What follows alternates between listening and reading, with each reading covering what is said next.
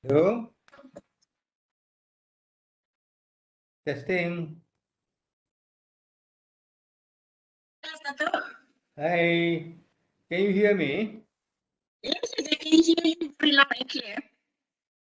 Okay, I am not hearing you very clearly. Ada putus-putus lah. Can you hear me now?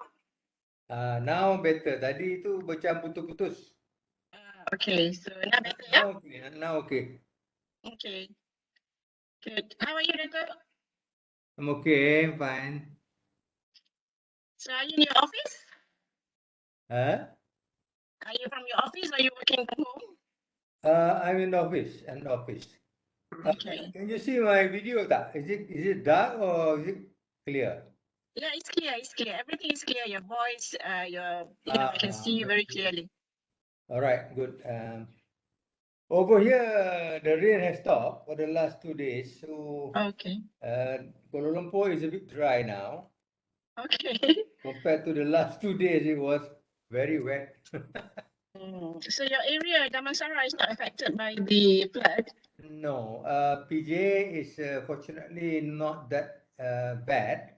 It's Shah Alam and Kelang and Ulu Langat, those are the three areas Yeah. that is hard hit by the monsoon. Yeah, it's been a while since Selangor, is having that problem of flooding. We often heard it's always the east coast of Malaysia, Kelantan, Terengganu. And it seems that every year when, it floods in Kelantan and Terengganu, Well, yeah, but now it's creeping into Selangor. yeah. But it looks like, the eastern states are usually I, more prepared. When they have the flood, they're more I, prepared. But somehow the west coast this year is not prepared. yeah, especially people in KL, they were shocked, by the Yeah. sudden. Some people lost their house totally. Yeah, Yep, yep. Yeah, it's such unfortunate and very sad. yeah, yeah. Anyway, Dato', just now So, your internet was a little bit off.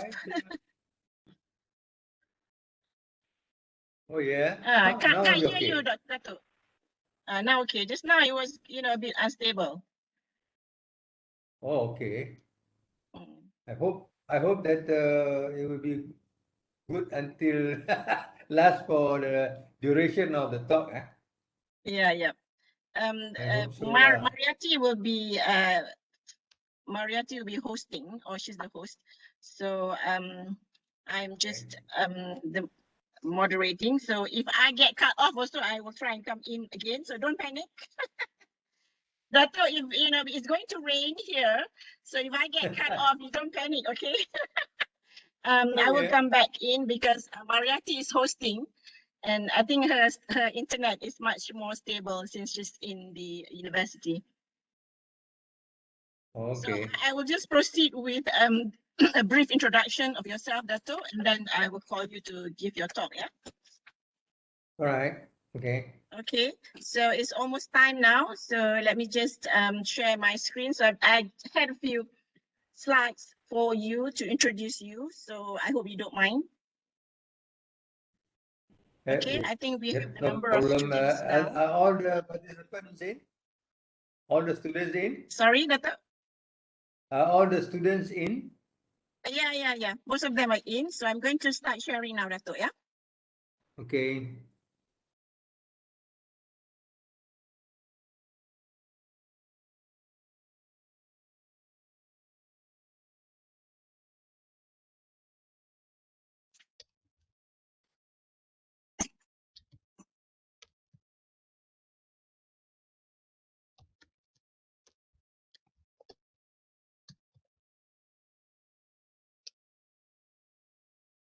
Okay, so I'm just looking through the attendees now. Adam apa Adam?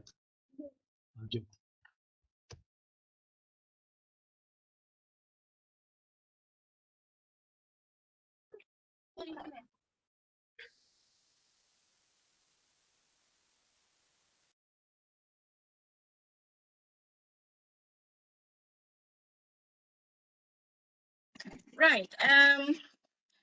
Just some housekeeping, boys and girls, and ladies and gentlemen. I would really appreciate if you could keep your mic muted. Yeah, until the end of the session where we have the Q&A. Then then you can ask your question. But please do keep your mic muted and until the end of the talk. Yeah. Right, so I'm going to start now. Assalamualaikum and a very good afternoon to everyone. Welcome to the SEMM1921 Industrial Talk. And today we are indeed very fortunate and very honored to have with us a distinguished speaker yang berbahagia, Datuk Engineer Haji Ahmad Murad bin Haji Umar. Datuk Murad, welcome to UTM, although we are just online. Yeah, so welcome to UTM. Also to the professors, lecturers, who are teaching the SEMM1921 course. I can see here Professor Nazri. Yeah, thank you for being here. And we have many students here, Dato', almost 300 over students today attending your talk. And we are all looking forward to your talk. Perhaps this is a very important lecture, yeah, from Dato' Murad. So before we start, let me just first introduce to you yang berbahagia, Dato' Engineer Haji Ahmad Murad. Okay, so this talk is on entrepreneurial engineer, basic concepts and skills, and who best to speak on that topic other than the one and only Dato' Murad. Okay, so let me just continue with the introduction. They say a picture is worth 1,000 words.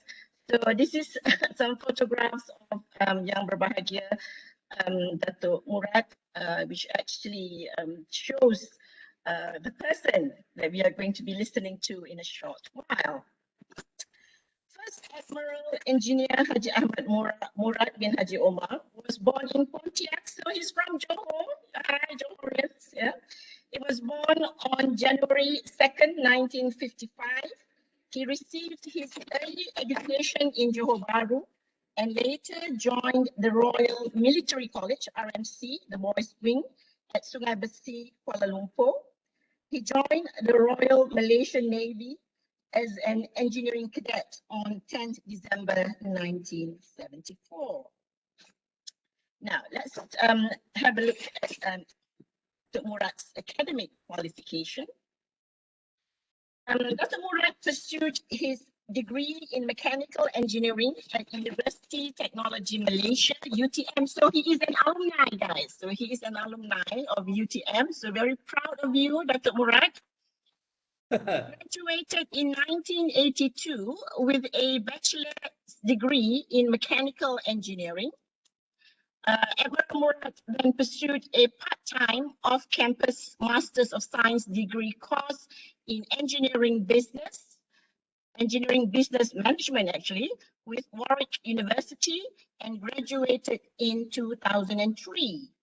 Now, recently, on 27th March 2021, Dr. Murad was conferred an honorary degree, Doctor of Technology, the first in the history of University Malaysia, Terengganu. So congratulations, Dr. Murad.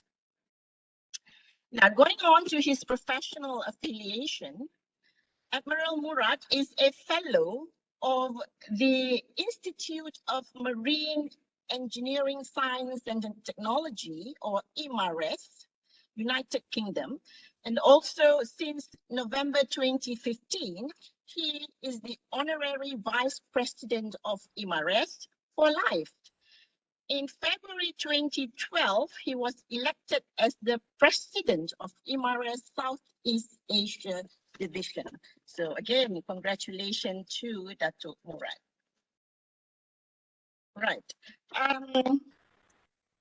He is also a fellow of the Institute of Engineers Malaysia, or IEM, since 21st March 2005, and had acquired his professional engineer PEng qualification in 1989 and later in 2015 converted to a professional engineer with practicing certificate or PEPC.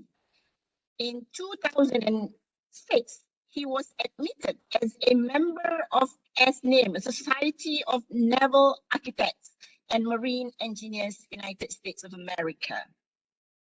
On April 2021, Dato Engineer Murad was elected as the Institution of Engineers Malaysia Vice President, and he has also been recently appointed to Council Member of the Board of Engineers Malaysia on 14 October 2021 until 13 October next year, which is 2022.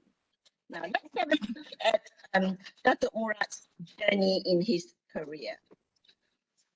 Dato Murad joined the Royal Malaysian Navy in 1974 and was promoted to the rank of Lieutenant Commander in 1984 and to Commander in 1996. After graduating from the Malaysian Armed Forces Defence College, he was promoted in 2001 and a year later as First Admiral. He had held many positions, including on board ships, as well as bases, including as Director General of Engineering at the Navy headquarters at the Ministry of Defence, Kuala Lumpur, and as Fleet Systems Commander in the Navy base Lumut prior to early retirement in 2007. Now, after retirement, he was appointed as the Chief Operating Officer or COO of Motor Technology and Industry Sdn Bhd in February 2008, and later as acting CEO, an engineering company dealing in remanufacturing and precision machining of machine components or diesel engines and automotive engines and vehicle refurbishment based in Rawang, Selangor, Darul Ihsan. Among the projects that he managed during this period was the refurbishment of 100 Mercedes-Benz trucks for the Malaysian Army under the Ministry of Defence. Now, leaving MTI in April 2009, he became chairman of a Six Sigma consultancy company and moved on to be the executive chairman of Omahans Corporation Sdn Bhd, a trading company dealing with Watsila, Jotun Marine Planes, and an engineering consultancy for marine project management and human capital development, running courses endorsed by the Board of Engineers Malaysia and the Human Resources Development Fund.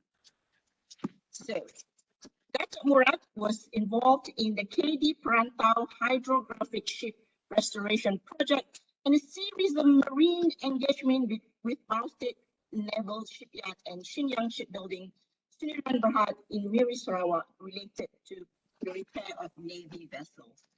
So, ladies and gentlemen, girls and boys, we are so honored to have Dato Murad here with us this afternoon, a man with such colorful background and such vast engineering experiences, especially in setting up his own successful company. So ladies and gentlemen, with no more ado, could you please welcome Yang Berbahagia Engineer Dato Ahmad Murad. Dato Ahmad Murad, the mic is all yours. Thank you very much, Associate Professor Dr. Hayati, for I would say wonderful introduction. I think you didn't miss a single line that basically covered my whole career from my school days until what I am today. Thank you very much for such a wonderful introduction. Before I put on my slides, I'd just like to say thank you to UTM, my alumni, for again inviting me to what I call the giving back time. UTM has given me quite a number of years of knowledge, and now I have to what I would call reciprocate those years into giving back to the university by way of sharing knowledge and what they call skills that I have acquired over the years. And thank you to UTM also. And I would like to also welcome all of the participants. I may not know all of your names, professors, doctors, lecturers, and students alike. Yeah.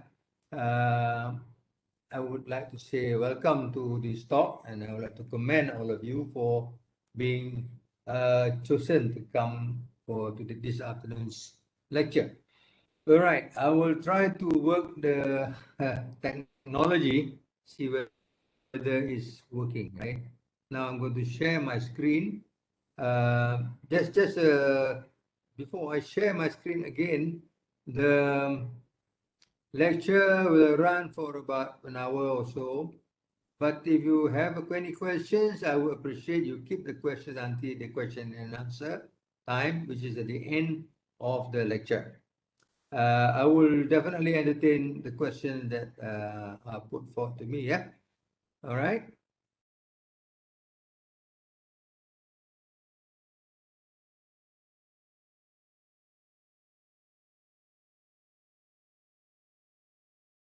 Okay. Royalty, can you see my share screen? Yes, I can. Okay. If you can, then everybody else can see also, right? Yep. Inshallah. Okay. All right. So we are in business then, yeah. Okay. Let me just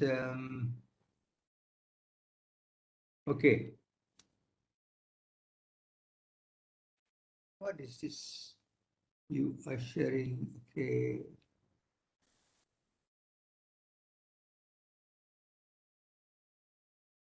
We can see your slides, Dato. You can proceed. Yeah, but my screen shows something else at the top. Can I ask you to describe what you see? It's just my slide, right? With nothing else? It's your first slide. Your first slide. It's clear. There's nothing else. Okay, okay. Mhm. That means it's only my, I will see. Okay, Bismillahirrahmanirrahim. Assalamualaikum warahmatullahi wabarakatuh. Welcome to this talk. Title is Entrepreneurial Engineering Basics, Concepts and Skills. When I received this topic from Dr. Hayati, I was thinking that it's the normal, the usual topic that I used to give. But later, upon scrutinizing the topic, I found out that it is not the same. It is slightly different. And in actual fact, the topic is very, very current, very current to what the today demands are for engineering. So therefore, I think Dr. Ayati has given me a very good topic to speak on. Yeah. Hence, I am very happy to do a bit of research, and today I prepared a presentation for you. Right, let's move on with the presentation.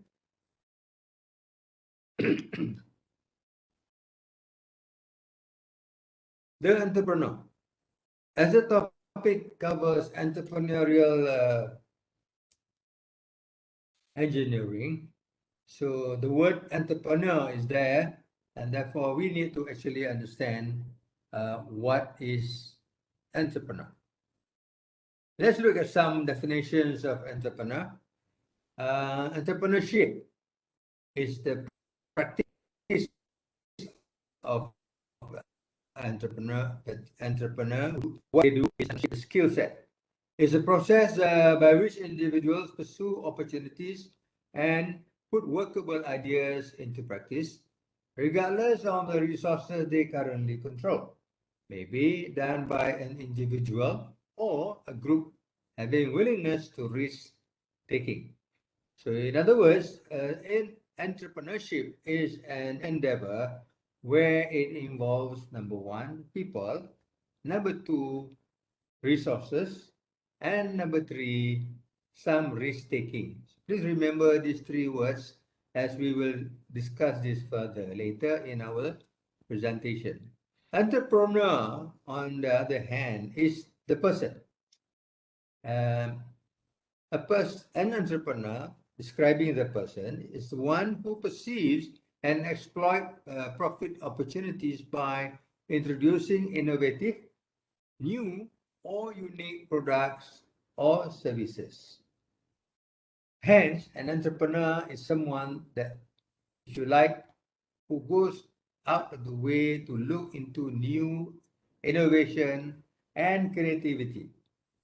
They don't just look at, for example, a car. They don't just look at a car as a car, but they look beyond the car. So this is what an entrepreneur does. Yeah. So moving on, this another definition or description of entrepreneurship probably will provide a bit more clarity in the definition of entrepreneurship is the process of discovering new ways of combining resources, is the process of starting a business, typically a startup company, offering an innovative product, process, or services. But bear in mind, ladies and gentlemen, starting a business is not a simple task.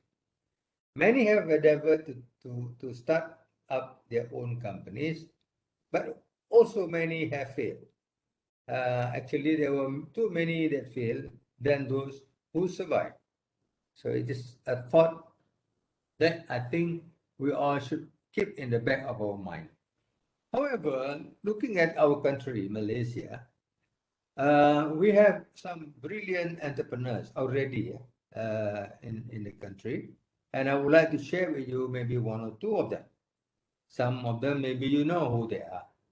So let's look at some of the local entrepreneurs in Malaysia. The first is Tan Sri Syed Mokhtar. I think he is a philanthropist and also a businessman and also above all an entrepreneur. Tan Sri Syed Mokhtar bin Said Nur Al-Bukhari merupakan seorang ahli perniagaan dan usahawan Melayu yang terkaya di Malaysia. Beliau mempunyai harta bernilai 2.93 billion in 2005. I don't know how much he's worth now, but that was when he was in 2005.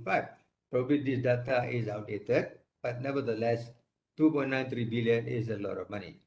Born in Alostar, so he is from Kedah, and in 1951, and he actually started to be an entrepreneur in the year 1970. 1970, I would put myself in Form 3. Yeah? I was in Form 3, Tingkatan 3 at that time. So, moving on, there's another entrepreneur that I would like to introduce to you. You may also know or heard of him. Some of you came into the country using his aircraft, and he's none other than Tony Fernandez. Dato Anthony Francis Fernandez is a Malaysian entrepreneur and the founder of Tune Air Sdn Bhd, who introduced the first budget no-frills airline, Air Asia, to Malaysians with the tagline, "Now everyone can fly." However, after the COVID-19 pandemic, Air Asia seems to falter a bit. So our Tony Fernandez currently is trying to recover from the pandemic effects. Born 1964, Kuala Lumpur, followed his mother when he was a young boy. to the Tupperware parties that the mother organizes. You can see in the slide some photograph of the Tupperware, if some of you don't know what Tupperware is. In the during my younger days, Tupperware parties are quite common. Yeah, they sell the plastics storage boxes by having parties. So that's how business goes. So the mother was doing it, and he was tagging along, probably carrying the baskets.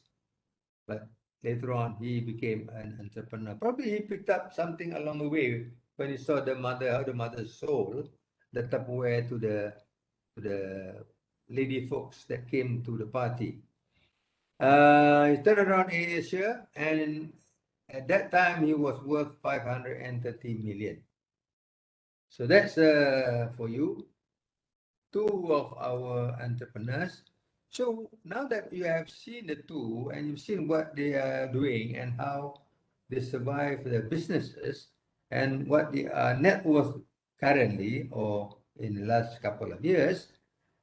So who is an entrepreneur? So you can say in short, yeah, it's more than just a business. Yeah? An entrepreneur is not just a businessman. You can have 20 businessmen. Out of the 20 businessmen, there probably be one entrepreneur. So this is what I'm trying to say. So you can say this, yeah. An entrepreneur is definitely a businessman, but a businessman may not necessarily be an entrepreneur. So that's how it works. So in short, a person who identifies opportunities and pursue it relentlessly, yeah, don't care about day and night, don't care about eating lunch or missing lunch, don't care about what goes on, he will follow the opportunities to the end of the world to actually grab it. So that's an entrepreneur person. He will allocate resources to the effort. Yeah.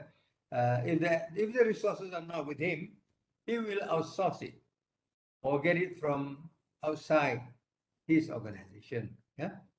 And last but not least, this is a very important issue. Yeah. Creation of value. Value creation. A word that a lot of people in the business world themselves do not understand. So I am particularly keen to let people understand what is value creation all about. Now, let's look at some of the entrepreneurs in the United States of America. Let's see who they are. Number one, I can introduce you is this person. I think all of you know him. He is Steve Jobs. He is passed away because of cancer. I think you probably know him as an Apple person, yeah, the Macintosh, and fortunately, after he left the computer sector, he went into filmmaking. So you notice some of the films made by Pixar. Actually, Steve Jobs was there. He owned part of Pixar. Anyway, the second person I would like you to see his face is Bill Gates. I think Bill Gates is known to everybody. Yeah, if not everybody, most of everybody. Almost everyone will have, or rather, will use his software.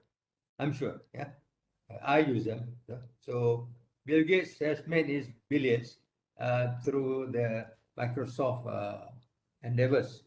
And the third entrepreneur that I'd like to share with you is, of course, none other than the golden hair Donald Trump. Donald Trump was the former president of the United States, yes, but he was actually also an entrepreneur. A lot of us thought that he was only a politician, but I think he is a better entrepreneur than a political person. But anyway, that's my opinion. Yeah, I can be wrong. But in any case, Donald Trump has had many failures in his life, in business life. He crashed and burned many times, but he always come back. You see, entrepreneurs are a different set of people.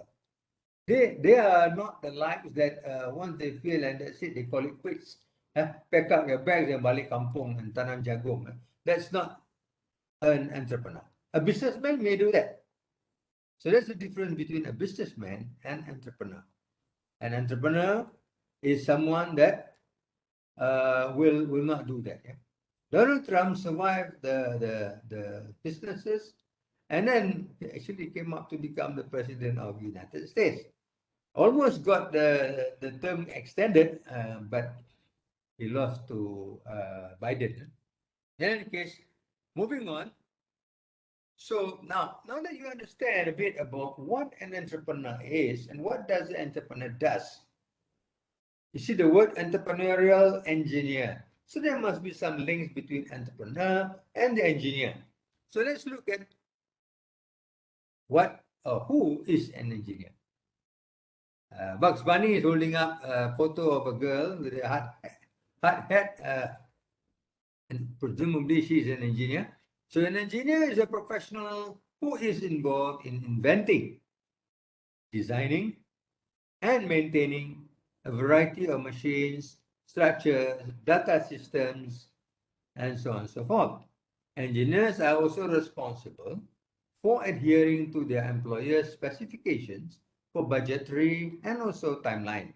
Basically, they are given a task to complete a project. That engineer will sure to complete the project on time, within the budget, and also within the quality that the specification requires of the project. Now, let us look at some engineers at work. Now that you understand the entrepreneur, now we look at the engineers. Some of the engineers that are well known. The first one I can think of is John Francis Welch Jr. He was born November 19, 1935 until March 1st, 2020, which is only recently. Was an American business executive. He's a chemical engineer. So here you are. This is definitely an engineer person and also a writer. Yeah. He has written many books, many books on leadership.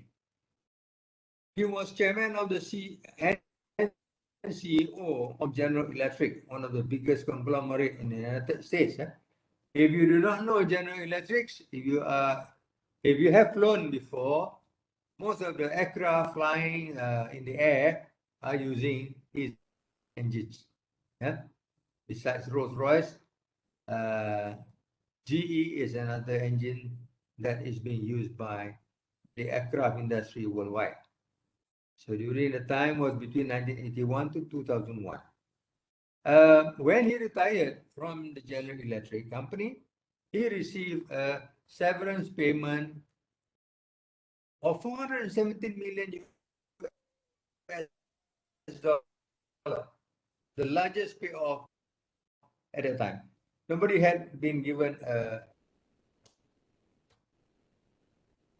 leave a company, most or something. Yeah.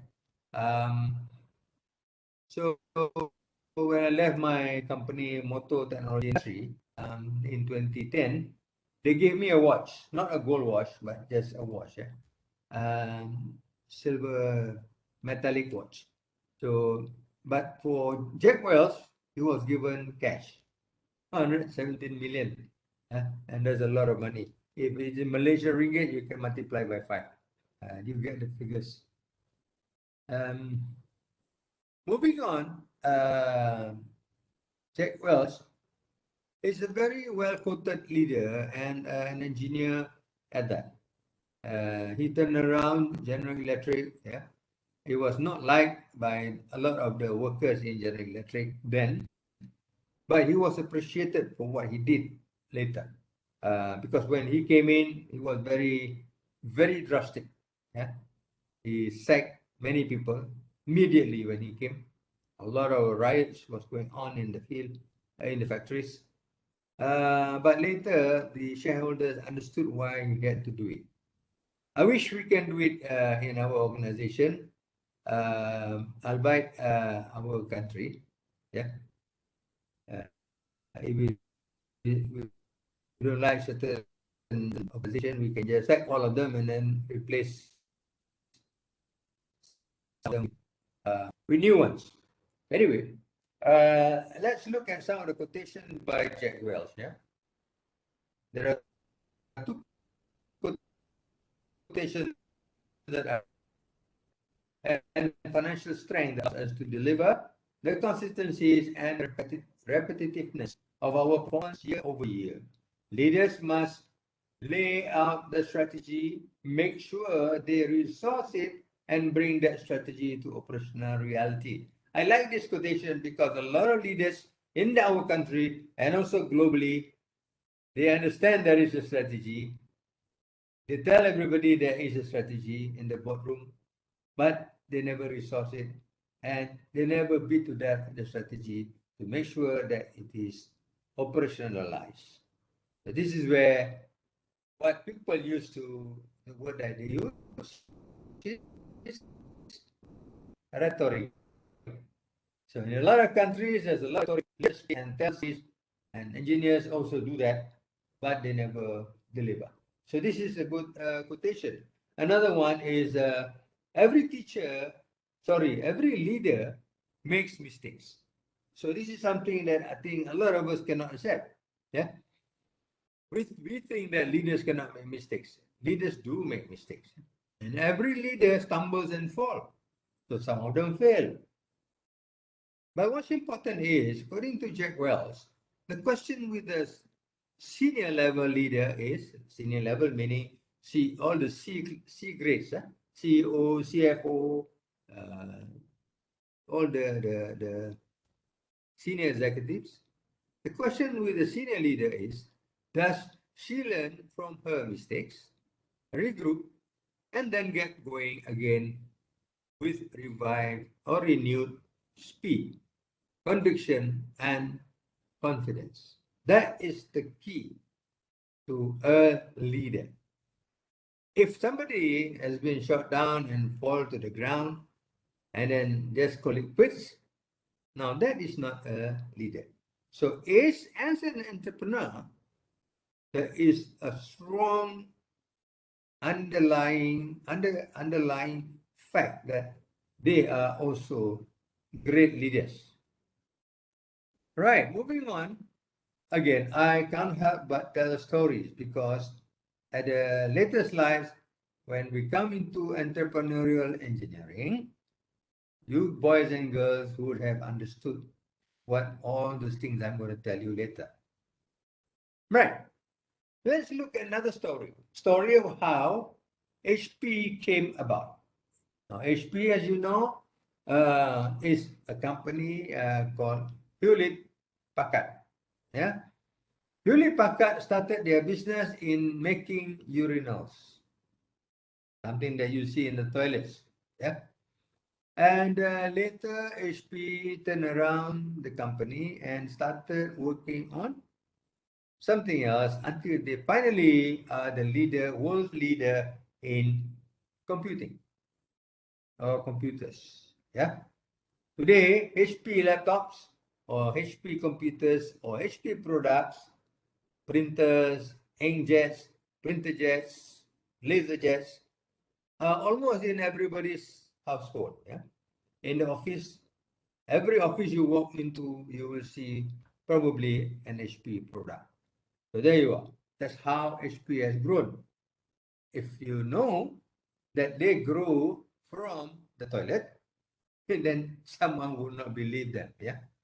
But in any case, they did. Let's share with you the story of Hewlett Packard. HP Incorporated was formerly known as Hewlett Packard, HP.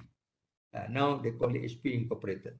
Hewlett Packard was founded in 1939 by Bill Hewlett and David Packard, who both graduated with degrees in electrical engineering. I'm sure some of the boys and girls in today's class are actually pursuing electrical degrees, or maybe your friends are. And these two gentlemen hail from Stanford University in 1935. They graduated in 1935 well before most of you boys and girls were born, yeah, I'm sure. Even I was not yet born at that time. It's before the war. So David Packard and William Reddington Hewlett, these are the two entrepreneurs. At that time, they were just young men, yeah, trying to survive in the world. But they are electrical engineers. That's what Bugs Bunny says. Bugs Bunny is surprised. William Hewlett and Packard started from the garage. Where they started is just a garage. Yeah? Of course, the picture is not what the garage they had at that time. This is a different garage. But it was a rundown garage. Yeah? In 1935, you can expect how a garage looked like. Then at that time, they were working and design of urinals. Yeah? But later they moved on. In 1939, they produced the first audio oscillator.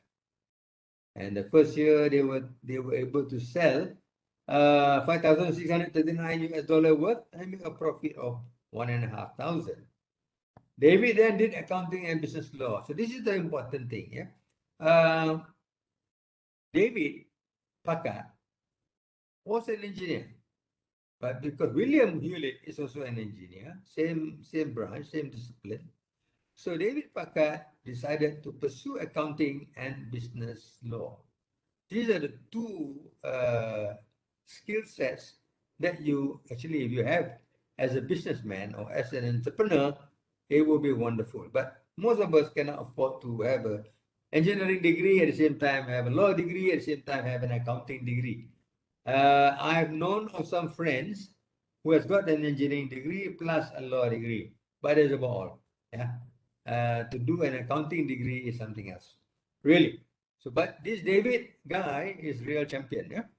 So anyway, moving on from the garage, they moved to a building. Yeah, they migrated to a proper building, but unfortunately, the building caught fire. So, any businessman who were starting from urinals and then now moved to a new premise and the premise caught fire would probably have given up the business. But not these two guys. Yeah. So in 1996, Hewlett Packard went into computing business. This is the time when they started moving into computers. And the first computer was created. In 1998, first desktop scientific calculator, the HP 9100A, was made or was created. So hence, from then on, the computing business for Hewlett Packard skyrocketed until today, which is the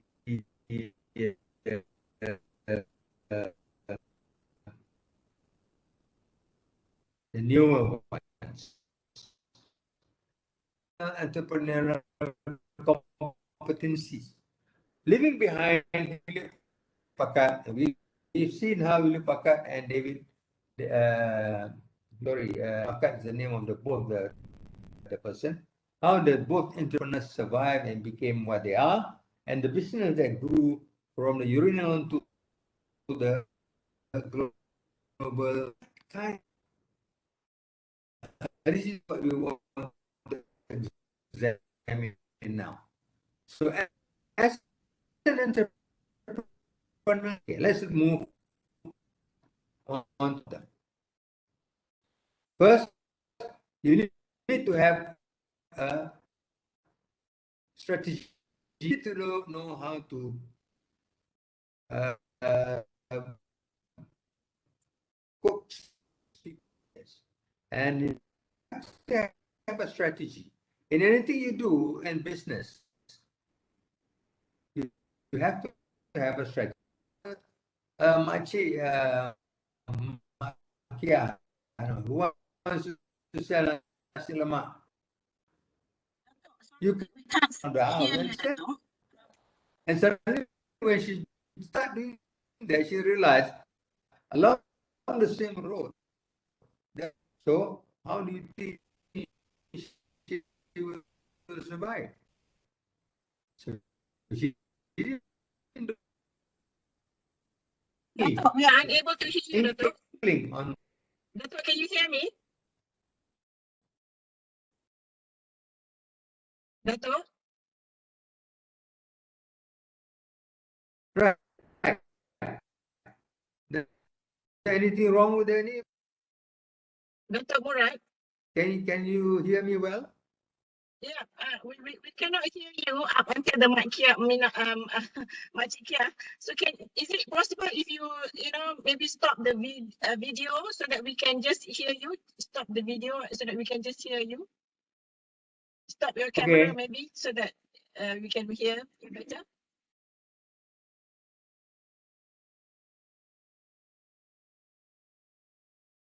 Okay, I've shut down my video. Can you hear me? Yes, I can hear you much better now. Maybe you can start back from the Makcik Kia. Okay, we go back to my Chikia story. As I said, and when any entrepreneur need to they need to have the skill, competency of drawing up a strategy. Yeah, if you want to go into business, like selling nasi lemak, an example of Makcik Kia, and she cannot just make nasi lemak and go out the house, uh, put up an umbrella and start selling nasi lemak.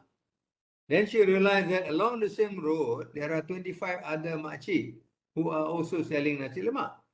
So this is where she did not do any market survey. She did not have any strategy. She doesn't have any business acumen at all. So I don't think that her nasi lemak, unless her nasi lemak is very good, then probably she will survive. But other than that, I think in terms of competition, she will probably go down. But in any case, moving on, you have to have the competency of assertive. You need to be assertive, assertiveness. You need to be pushy. You need to be what we Malays say, tak malu. Don't be shy. No, you just bang the door, break the door down. You see the people that you need to see. You have to have self-confidence. Yeah? You cannot say, I'm scared to go and see this guy. He's so furious. He's so not friendly. No, you can't do that. You need to be having the self-confidence and what's wrong now?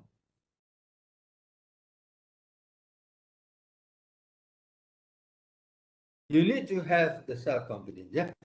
Next one is problem solving. You also need to have the competency in how to solve problem. But engineers is not a problem because in university you are going to be taught how to solve problem. Yeah, a complex problem. So planning skill. You need to have the skill to plan, and you have to have the efficiency in orientation, and you have to have a high degree of commitment. Yeah. If you are half-hearted in your business, forget it. Yeah. Unless you are very sure of what you want to do, go into business. Otherwise, stay on the sideline. Yeah. High quality of work. When you're doing business, make sure that your business has got the highest quality. If not high, the highest. Yeah. You need to seek information because information is vital. In business, information is very important. Without business, or what we call in the business world, without business intelligence, we are not going to survive very long in the field. And last but not least, you need to be persistent. Never say no. Never say I am tired. Opportunity orientation, initiative. These are the other competencies that you must have. Okay, now we're done with understanding what an engineer is and what an entrepreneur is. Next, we are going to go into the entrepreneurial engineering side of the lecture. As I said, when I saw the topic, I thought it was just another topic, but later I realized that it is not so. And after doing a bit of research, I realized that it is definitely something that is now current. Yeah, it's the now thing. So it's good that on the students, you are just entering into university first year in engineering. So therefore, this is the best time for you to get exposed. Yeah. Right. Moving on. Entrepreneurial engineering. What does it mean really? What it means is engineers who are business minded. You see, engineers, there's a lot, plenty of engineers around. Yeah. Hundreds and thousands of them. Yeah. In Malaysia alone. But as I said, not all of them are entrepreneurs. Entrepreneurial engineers are those engineers who are business minded. Meaning to say, they are not just engineers. Yeah? They are just like you and I, trained engineers. They got a piece of paper that say that they are Bachelor of Engineering in mechanical or electrical or civil or whatever. But really, those engineers are business minded or they are entrepreneurial by their behavior. Yeah. They are individuals who understand the complexities of business problems and customer needs and build solutions to fix those problems. See, this is the fundamental of being an entrepreneur. You have to understand, if you are going to go into business, you have to understand first the customer. You take away the customer in business, you are nothing. You are gone. You are finished. You are zero. Zero, nothing. Take away just the customer. Because this is why it's so important for us to look into the customer needs, what are their needs, and to build solutions to fix those needs. Yeah. A customer says, I need a car. If you're an entrepreneur, yeah, you not only give him a car or sell him a car, you need to ask him more than a car. You can ask him, by the way, mister, how many children have you got? Oh, I got quite many children. I got 5. Okay, then maybe now you know that to give him a car, you need to give him a van. Not just a car. You give him a kancil or you give him a Myvi, he's not going to be happy, is he? He's got no stuff. Uh, him and his wife and 5 kids in one kancil or one Myvi. So he's not going to be a very happy man. So basically, this is what it means. But entrepreneurial engineer understands the customer. These are engineers who can see the bigger picture and long-term vision for the company. If he's working for the company, if he's working for himself, like me, then it's different. Well, different in a way that if I own the company, then it is my business to make sure that the company will survive. Whereas if someone is working for me, he can leave and join another company if he doesn't like to work in this company. So that's a slight difference. But if you own the company, by golly, you have to make it happen. And who often go off to start their own business, meaning if you are an employee, after you learn a lot from your boss, for example, my employee, he's learned something from me and he thinks that he's now ready to be an entrepreneur, he will leave. He will set up his own company. Yeah? He'll probably do something else, not the same business I do, but definitely he will set up his own company. All right, moving on to the next slide, which is example of how entrepreneurial engineer develops the product. Here is a case of Alexander Graham Bell. A lot of us probably do not know him, but all of us are using something that he started. I'm sure. I'm sure all of you boys and girls have a handphone. I'm sure, yeah? So there you are. So Alexander Graham Bell was a Scottish-born inventor, scientist, and engineer, again, an engineer, who is credited with inventing and patenting the first practical telephone. He was the inventor of the telephone. If he didn't invent the telephone, probably today we will be still sending letters to our friends and mothers and girlfriends and wives yeah, and wait for 5 days before you get a reply. But today you can WhatsApp me now, and in 2 seconds you get my reply. You can talk to your friend. I can talk to my daughter, in Doha. Any time of the day, just pick up the phone, press the button, and I get to speak to my daughter. So here we are in the today's world. So how you see the telephone grew from what it was before? It went into Atur. Atur is the first generation mobile telephone. The battery pack is bigger than the telephone, and the whole battery pack in the telephone weighs about almost 2 kilograms. You can throw the phone into a dog, and the dog probably will die. But this is where development of engineering technology has proven that after the Atur came our first mobile phone, and then now we have the iPhone and the smartphone and whatever else phone that comes today. And today's phone are so advanced that not only you can add apps to it, applications. Smartphone today can not only be used to communicate using audio and video, but also many other functions. You can even start your account with a handphone, yeah, today. I'm not sure you can go to the moon with your handphone yet, but maybe later. Yeah. So handphones are today the game changer in the sector of telecommunication. Yeah. So there you are. Today you can do pairing between your computer and your handphone. So there you are. The progress of technology is just impossible. Yeah, I can't believe it. Yeah.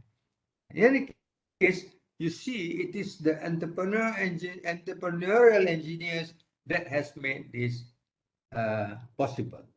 Another area is, what does it take to be an entrepreneurial engineer? If you want to become an entrepreneurial engineer, what must you do? An engineering entrepreneur is required to have the capacity and the willingness to harness, develop, organize, and manage the business venture conceived with an engineering idea and manage the risk involved painstakingly in order to make a profit. Let me tell you, boys and girls, taking risks is definitely an entrepreneurial engineer's nightmare. I'm telling you from my experience. Yeah, never. I know I've never sometimes slept at night comfortably, thinking of the business. Not every night, but some of the nights. Yeah, and sometimes I get nightmares. But that is part of being an entrepreneur. If you're not willing to have that, then don't become an entrepreneur. Just become a businessman or engineer. But if you want to be an entrepreneurial engineer, then it is a totally different ball game. Now, let's look at some of the concepts of entrepreneurial engineering. We're coming to I think, almost to the last, belief for 4 slides. We have one case study, and we have a surprise for you at the end also. But in any case, concepts of entrepreneurial engineering starts with upskilling. So if you are just a normal engineer, you need to go and get yourself upskilled to become an entrepreneurial engineer. Today in the United States of America, you can actually go to a university and get a master's degree in entrepreneurial engineering. Believe it or not, you can. Yeah. I also just found out this. Yeah. So you get there, you are trained to become an entrepreneurial engineer, then you are ready to look into businesses, stay in business, focus on customers and what's best for them. You need to do this before you can harvest the profits from your endeavors, and that's where the money cash register will start cling cling cling, never ends, and you have lots of profit. Yeah. Going on with the concept and skills of entrepreneurial engineer, as what the topic given to me, is one of the culture. So one of the things that entrepreneurial engineer must have is you must change your culture. Yeah, your culture must change. from what you were before. You have to start being focused on your first, your execution, how you make your decision. Yeah, you cannot anymore wait. I think I will make a decision next week. No such thing. You have to make the decision yesterday, not even now. Yeah. So therefore, procrastination is on the way out of the window. Impact. You need to be action focused. You need to know what's going to impact on you and how you're going to fix it. Teamwork. You need to work together with each other, between each other, and across each other. So you find that working as a team is not just getting to work 10 people moving into the same direction with one objective. No, it's about working together with them, yeah, between them and across them. So that's the difference. Quality. You have to deliver a high impact projects with quality, the highest quality. Yeah. If you are producing second-hand quality, you are very soon to be out of the window. Yeah. Also, look at the problem as an opportunity. Now, most people will look at the problem and say, I say, this is no good. Eh? Another problem. It's always a hurdle. It's always a stumbling block. Don't look at the problem as an opportunity. Yeah. Your car gets broken. Yeah? You can start your car. And you say, oh, no, I'm not going to, no, I cannot go to university. I have to take a Grab. Now I got to pay money to get myself to the university. But look at it this way. The car gets broken. You are a mechanical engineer. You bring the car to the workshop. Let the foreman open your boot, your hood, and look at what's wrong. And you can learn from him. And later, your car can start. You know where the starter is. You know where the fuel pump is. So you fix it yourself. So there you are, looking at a problem as an opportunity. I hope you understand my example. Let's moving on. Continuation of the concept and skills. Now, besides culture, you must have this mindset. Yeah? The mindset is also very important. Yeah, a lot of engineers, a lot of entrepreneurs fail because their mindset is not strong enough. Yeah? So you have to be an entrepreneur like me. You need to have a strong mindset. You need to see the difference between the forest and the trees. If you can't tell the difference between the trees and the forest, you are a goner. You are finished creation. So you look at opportunities as a challenge. You look at the opportunities, a problem, a mishap as an opportunity. And then you look at the opportunities then as a for value creation. Yeah. So how is value creation? Just now example, your car broke down. You spend can do it yourself. Then later, when your fresh car breaks down, you can offer it to fix your car for 25 ringgit. I'll do it. Ya ke? Can lah? Can? I'll just do this. Get the contact point change and the car is started and then your friend goes away. You get 25 ringgit. You are richer by 25 ringgit on that day. So this is what I mean by looking at a problem as an opportunity, looking at opportunity and create value. Okay. Okay. Able to look at the bigger picture. I said you can tell the difference between the trees and the forest. I said innovative. You must be innovative. You must be creative. And how engineer fits in the business. You see, the problem with our engineers is they always think that the business must fit into them. No, it's wrong. The business can never fit into you. You expect the business to fit into you. Never happens. It is you who must fit into the business. Yeah. Easy communication, collaboration. Yeah, you have to speak well, understand people. Otherwise, you are done for. Consider seniors as peers, not as superiors. Now, a lot of us think that when you see a boss, hello, boss, good morning, boss, you think that they are very superior. That's why they are very aloof. No, treat them just like your peers. Of course, in our Malaysian culture, ada sikit susah. It's slightly difficult. Yeah. But this is where we must change our mindset. Yeah, our leaders must change our mindset. Yeah, our teachers, our deans, our vice chancellors in universities must change their mindset. Yeah?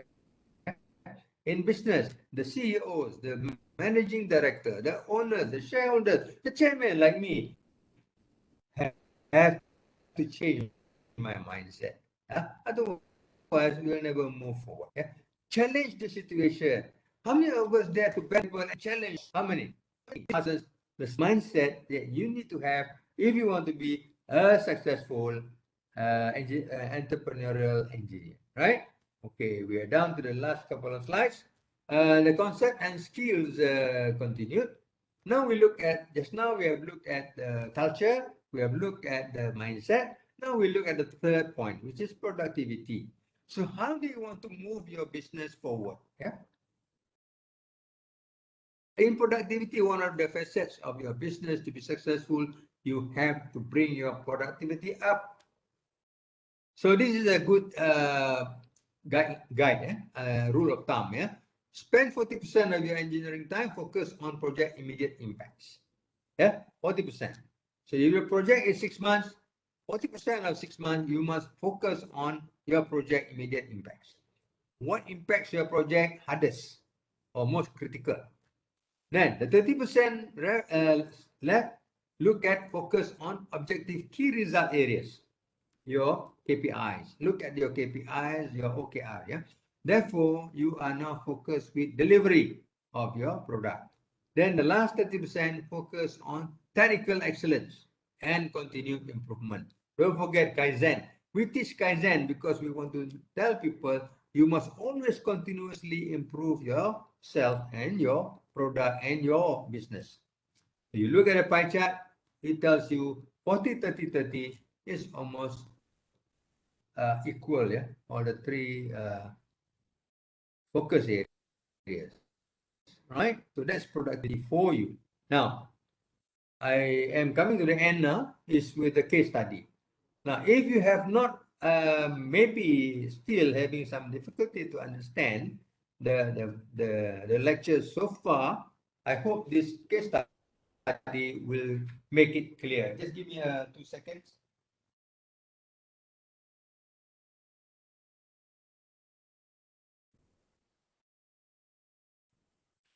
Right, I'm back. Just got myself a cup of hot water. Case study of Mahan's Corporation. This is a real life situation. Yeah, I'm telling you what has happened to us in my company in the last week or so. Yeah. If I give you a case study of another company, you may not see it as real. I'm giving you a real life example here. So what has happened to our company is that we have been approached by a German pipe coupling company who manufactures pipe coupling for marine application. Remember, marine application. You can see the picture of the coupling is what you call it, a coupling that you put the pipes ends that you want to join into the coupling, into the inner part of the. It's like the coupling is like a sleeve. Yeah, it's like a sleeve. And then once you put the two ends of the pipe in the sleeve, then you just need to tighten the two Allen key screws with one Allen key, same size. Yeah, and less than 60 seconds, you have already joined the pipe. Whereas if you were to make a flange coupling for the pipe, it will probably take you 3 days. Yeah. So compare 10, oh, well, even you take 10 minutes to do this, and to 3 days, there is already a lot of time saving and cost saving. So the photo underneath that is showing you where the couplings are used in the piping system on board a ship. And on the right hand side is the picture of someone working. Those are actually my men. I was not in the picture, but I was taking the photograph anyway. So it's on board one of the frigates of the Navy where we install the tail shaft or the propeller shaft. Yeah. So there was some work done there. So most of these piping couplings are being used on board the marine vessels. Now, going one step further, the manufacturer stated that, okay, there's a spelling area there, that these couplings are diversely used in cross-engineering sectors Meaning to say, these couplings can also be used in other sectors like oil and gas, power plants, construction, mechanical engineering, so on and so forth. So as long as we need to comply to those specifications. For example, in Malaysia, if you were to do these pipes in construction business, you need to get CIDB endorsement. If you want to use it in the aircraft industry, you need to get the what call it, civil aviation directorate clearance, yeah, or endorsement. Otherwise, you need to get SIRIM to stamp and approve your couplings. So it's not as simple, but because these are designed for marine use, marine applications. So what happens then? I look at it and say, and remember that entrepreneurial engineer will always look at opportunities and value creation. Remember, focus, I hope. How to for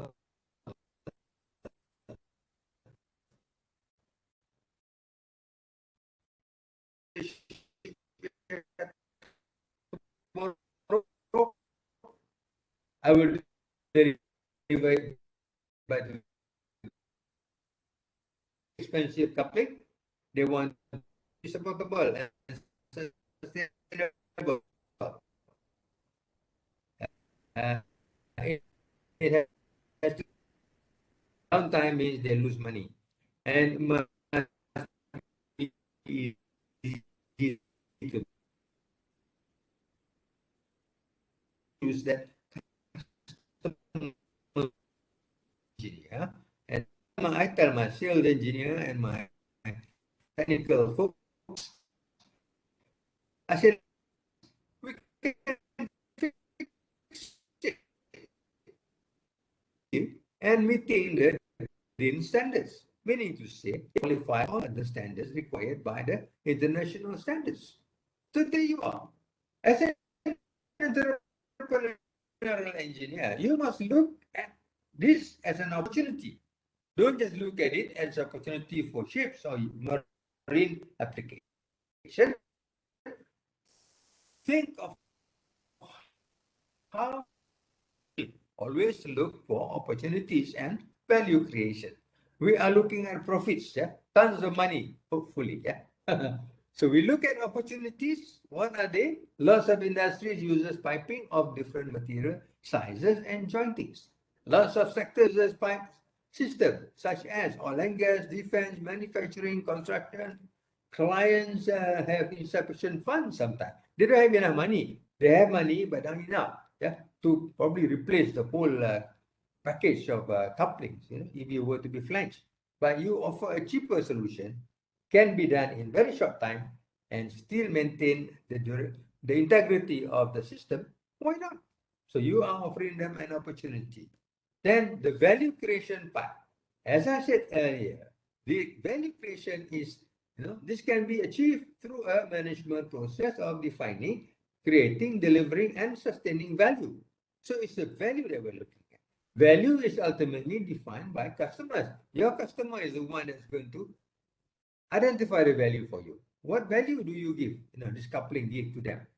They have to identify that. You know, and investors, if they are going to invest money in your factory, they will have to identify what value. You know, the value for them will be the dividends. Yeah, they get the dividends every year. Money, that is the value to them. And also stakeholders. The stakeholders are looking for dividends at the end of the year. So anyway, for pipe coupling, the value customers get short uh, shorter downtime, cost saving, continuous uninterrupted plant operation. So these are the fundamental issues that we tell the customer, look, if you use our coupling, these are the returns that you get, the value that you get. So there you are, boys and girls. I think this example has given you some clarity of what entrepreneurial engineering is all about. Yeah. And I like to focus before I knock off is the opportunities. Again, I said, look at opportunities. Yeah. Look at a problem as an opportunity. look at opportunity and turn them into value creation. So this is the diagram I pick up from Donald Trump's book. Yeah, it talks about opportunities. First, you have to formulate your strategy. How do you want to engage the opportunities? Communicate with your customers. Ask your customer, what's the problem? What do you want fixed? How do you want it fixed? What would be your aspiration? Yeah, then only you know what to offer them. Exploit competitive advantage. Look at pricing. Now, for example, the coupling story, my coupling is cheaper in terms of time to fix, to put on board. Yeah. Excellence in product and services. My service is also good. I can fix a coupling in less than 10 minutes, whereas using a flange, it probably take 3 days. Niche maintain. So you maintain your niche in the market. Yeah. That only you, your company can supply this coupling, this type of couplings. Yeah. And differentiated compared to others. Yeah? So you are different. People look at you, you want company, you go and see Omaha. So this is what you are hoping to get. Yeah. And you need to close the deal in the opportunities. After that, you close your deal, sign a contract, and after you have signed it, don't go away to the what do you call coffee shop and have your coffee teh tarik. No. Think about how you want to maintain after sales service. Right. Okay. So basically, that's the end of my lecture. I hope that very short lecture that I gave has given all of you participants some background, some description of what uh, entrepreneurial engineering is all about. It's not a simple topic, actually. It needs to be looked at from a business standpoint. Yeah? And the advantage that it was given this topic is because I myself, I'm an engineer first, then I also I'm an entrepreneur second. So between these two elements, I merge them together. I understand the topic much better than anybody that who were you to be focused on either engineering or business. Not the two. Anyway, there are some references that I have referred to. These are some of the references for the notes. Yeah. And okay, that's the end of the lecture. Now, I do not know, Dr. Hayati, you want me to continue with this last bit? Yeah, why not? Dato, maybe you can talk on the video now. It's nice to see you in person. Tak apa dengar. Yeah, just now. Cannot hear you. Can you turn your video on now so that we can see you? Tak dengar. Cannot hear. We can continue with the quiz, Dato. You putus-putus. Dato, we can Switch off the continue video. with the quiz. Yeah, can we continue with the quiz? Or you want me to switch on my video? Yes.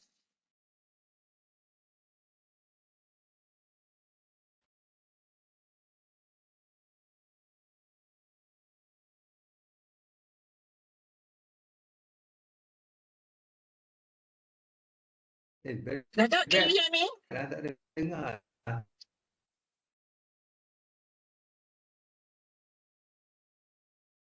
Can anyone else hear me?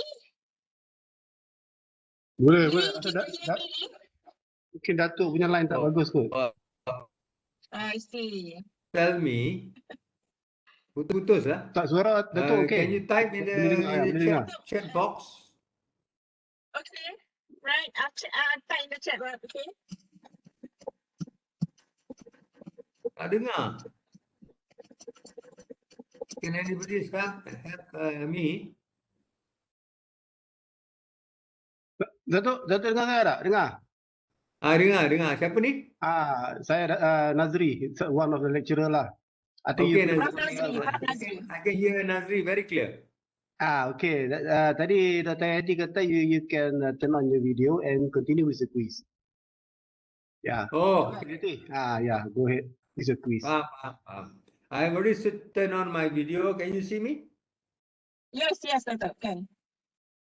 Okay, I will continue with the quiz, very short one, So, boys and girls, are you ready?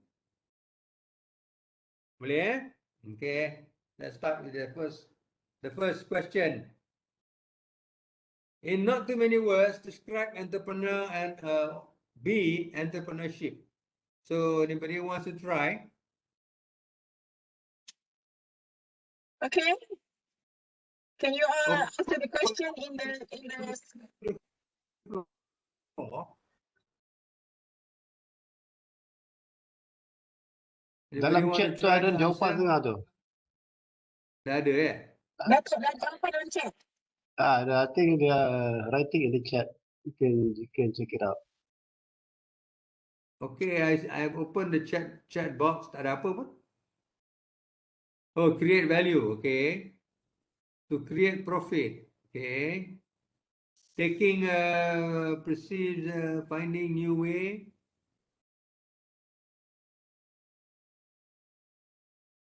Person, sources, and risk taking process of finding new way. Okay. Anybody else wanna try? Okay. Anybody else wanna try? I just probably give another 2 minutes, 1 minute.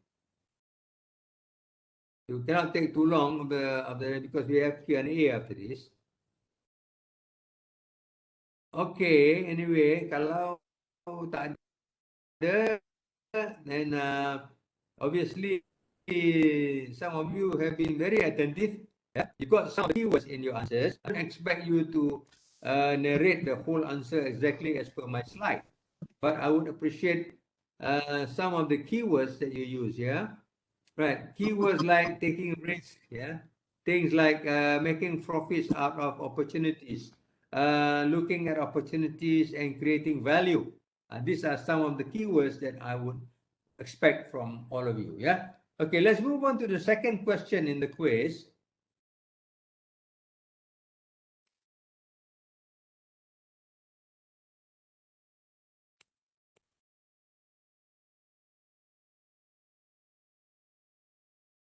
In entrepreneurial engineering, describe 5 elements in culture. If you recall, when I explained to you about culture, there were 5 elements there. Can you name them? You may not get all 5, but try to get as many. Anybody want to try? I think they have What are written in the the chat box, Dato', in the chat area, dah ada. the perceives and exploit? Yeah. Okay, I saw it lagi. Ada lagi tak? Ada. Okay, perceive and exploit. Okay. Oh, yeah, perceive and exploit. Person, sources, and risk taking. Okay. Dalam culture. Anybody says about focus? Tak ada.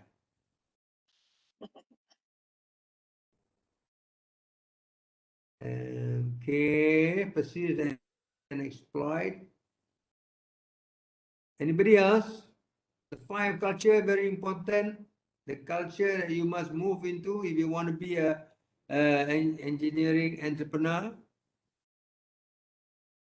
Ada lagi dah?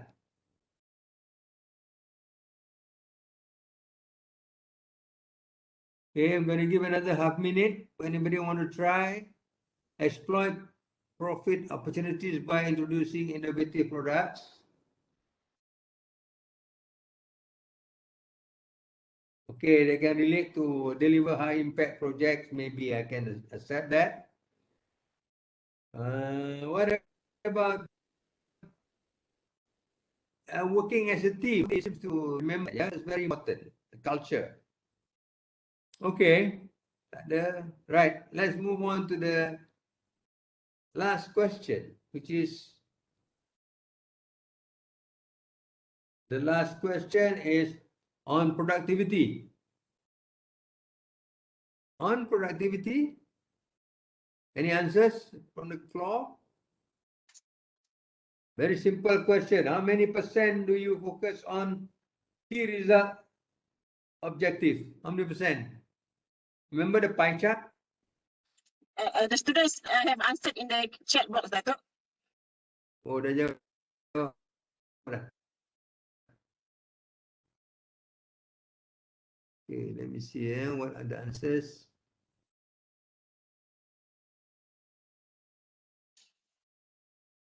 See the answers. Not yet. Able to take risks. I think if you scroll down, Dato', you can see the answers there. Yeah, I'm doing it now. Mhm. Banyak juga ni, entrepreneurship deals with people, resources, risk taking, and entrepreneurs, a person. Wow, okay. There's a lot of answers, yeah. Good attempt, very good attempt. Business-minded person, let me see, go down, strategy, profit, execution, yes. Teamwork, yes. Think business, yes. Yang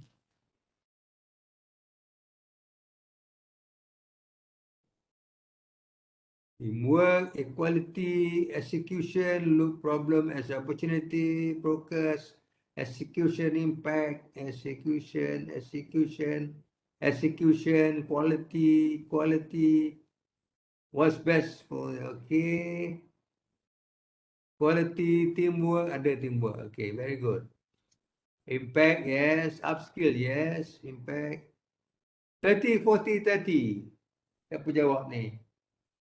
Great. Very correct answer. Siapa lagi?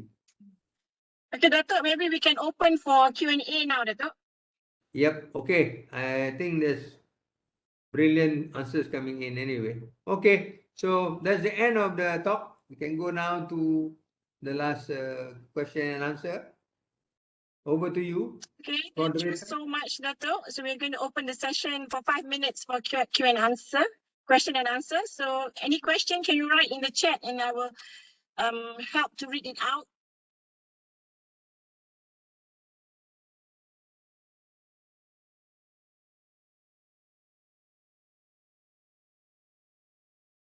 Okay, Dato', there is a question here from Jack.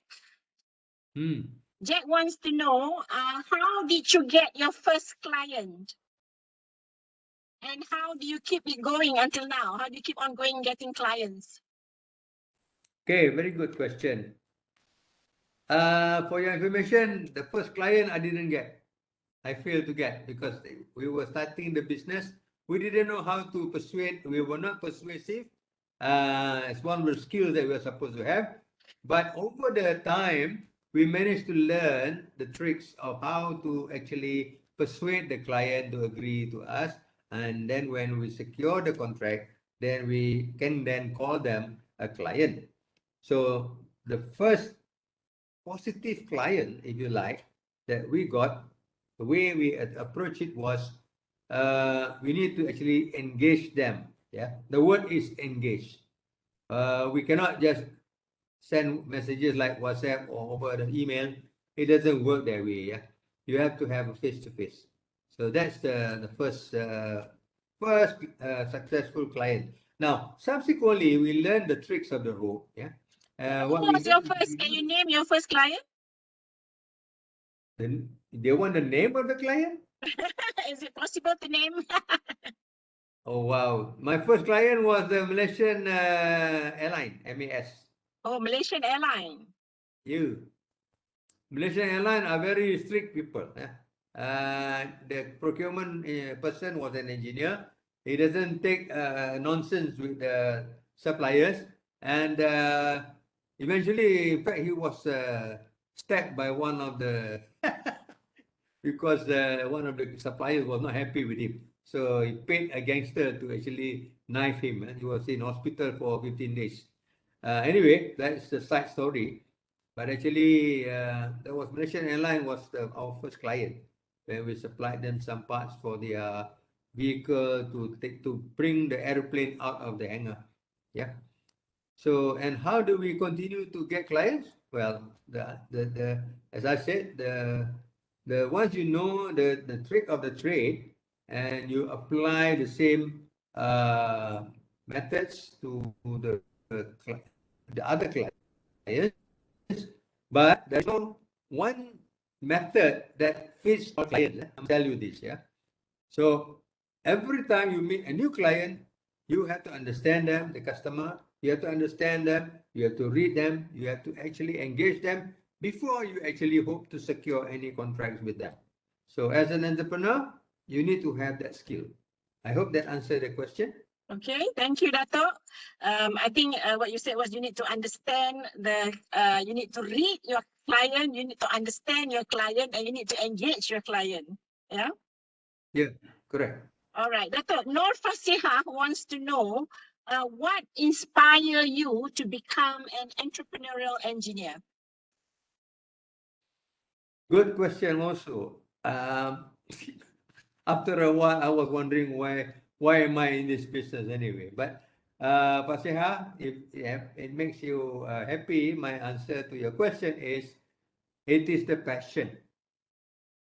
Yeah, passion. Passion. Yeah, the passionate attachment that I have in managing a business because of the passion of being your own boss.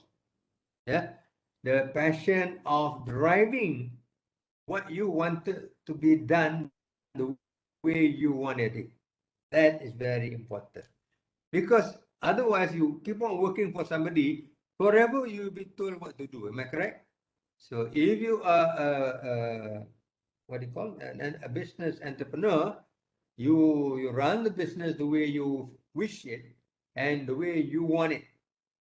Only then, because you are passionate about it, you want to drive it the way you want it. Yeah, your way. Huh? So that is my quick answer to your question, Pastor. Huh? Okay, thank you, Dato. So I suppose I can summarize that as, the drive to be your own boss, yeah, and the passion that is behind, what being a business man and entrepreneur. Okay, there's one more question, Dato, from Hassan. He wants to know, how can you sell something that, how do you know that what you want to sell is going to change the world? Like Elon Musk, so what can, how do you know? How do you know? How do you know what to sell that's going to change the world?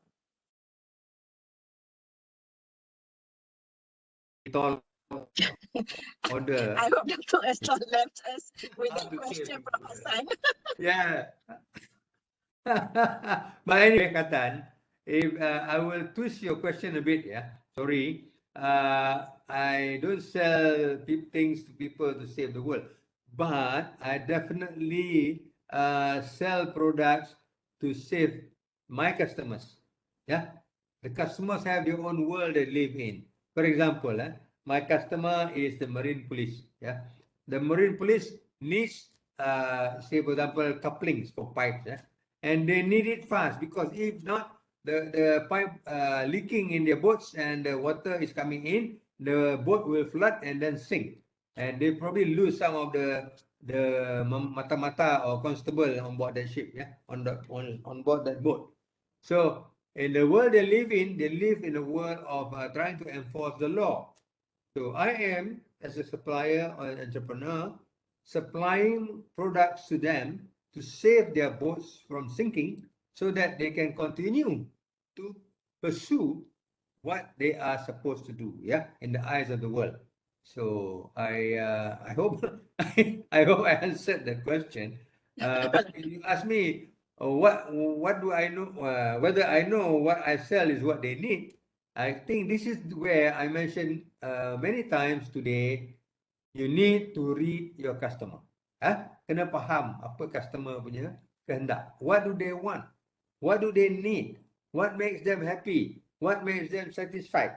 So those are the things that you need to understand. And this is what you call the market intelligence, the business intelligence, maklumat, information. I mentioned that just now. Right? Okay? Okay, All right, doctor? I've got two last questions from Jory Van. His first question is, what is the one thing most people who are starting up in business always overlook? Okay, that's a very What's the simple one thing question. that startup always overlook? Okay, apa jawapan ni? Yes, Jory Van. Okay, the answer to that question is very simple.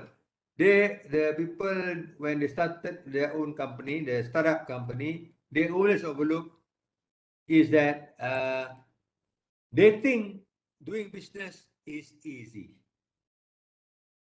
So they overlook the fact that business is difficult. Yeah, there are many complexities involved in doing a business. So if it's just matter of getting 100,000 and you want to start up a company, and then you just continue with what you want to do, you may definitely fail. And once your capital runs out, and you are basically done for. Yeah, you need to survive. All My Hands was formed in 2004. Today in 2021, we are still existing. A lot of companies that was born in the year 2004 together with All My Hands are now no more. They are nothing but a tombstone in a cemetery somewhere. I hope you understand. Yeah? Okay, Dato, one last question. If you can change one thing from your early years as an entrepreneur, what would it be? I will become a medical doctor. Because I think engineering was a lot tougher than what I expected it to be. But nevertheless, now that I'm in engineering, I make the best of what engineering can do for me, yeah, and what I can do for the engineering. And I have no qualms, I have no quarrel with engineering about what I do now, yeah. So So, no regrets, Dato, no regrets. sorry? No regrets. No, no, no, no regrets. But I wanted to become a medical doctor. Actually, still having a doctor title, but different kind. So, okay, one more. I think this one I have to ask you. How do you maintain consistency in business? Oh, that's a very difficult question, Dr. Yati. That's hitting below the belt. No, really, how to keep a company afloat? Basically, kan? That's your Yes. question. Mm. You know a juggler. You know a juggler. A juggler is the one that throws the ball up, three balls and juggle three balls. As an entrepreneur or in the entrepreneurial engineer, you need to juggle something like 20 balls. Yeah, and that's how difficult it is. Yeah, you may drop some. Yeah, definitely you will drop some, but you must know which one you can drop. So, in other words, as an entrepreneurial engineer or as a business entrepreneur, there are sometimes, Dr. Yati, tenders come in that you have to forgo, you know, and because if you take them, you know you're going to suffer. Yeah, of course, the complexities of why I say we suffer banyak lah. There are plenty, plenty. Sometimes maybe because of funding. Sometimes maybe we know the customer is a bad paymaster, like what I'm facing now with one of the paymaster in Miri. Yeah, owing millions, never want to pay. It's already been a year. So these are some of the lessons learned that, like person like me, entrepreneur, will have to juggle the balls or the eggs, in a fashion that sometimes we may have to allow some of the balls to drop and even the eggs to break. Tupper, because for the goodness of a better company survivability. I hope that answers your question. That was an excellent answer, Dato. Thank you so much, Dato. I know I've given you a difficult topic Now you tell me. to speak on. Yeah, but you have deciphered the topic and made it clear. Yeah, and you know what I enjoyed most was that the sharing that you gave to us, the knowledge that you gave to us, did not come from a textbook, but came from your own earnest and honest experience in your career as an entrepreneurial engineer. So with that, Dato, I thank you so much for your time. I thank you for sharing with the students, yeah, all the knowledge and your experience, you know, that they can never find in a textbook. So thank you so very much, Dato, for your time. And I apologize to the participants for the technical issues that we faced during this presentation. With an online presentation, with an online session, there will, you know, always be some issues with the connectivity. So I apologize to you, the participants. But anyway, Dato will share with us the slides later on. I will share with the course coordinator, and he will then disseminate it to all the students. Yeah, the slides and the recordings. We will also share the recordings. Yeah, and with that, I also thank you all the students for attending, and all the professors. Professor Nazri, thank you very much for your support and for being here. And again, Dato, thank you so very much for your time and for your sharing, for your knowledge. We truly appreciate it, and please do come and visit us again, inshallah, yeah, in the future. So with that, I thank you, everyone. I apologize for taking a bit more time, but please note to all the students that the materials for today's lecture will be included in your tests. Yeah, so the syllabus for your test includes the materials, the lecture that has been given by Datuk Murad. So we may even ask Datuk Murad to provide some questions for us on the test. Yeah, Datuk? I already given. I know. That one, soalan bocor, tak boleh. Okay. Anyway, so, all right. So again, thank you very much. Stay safe. Have a pleasant week ahead. And thank you very much, everyone. Assalamualaikum. Waalaikumsalam. Thank you very much. Salam.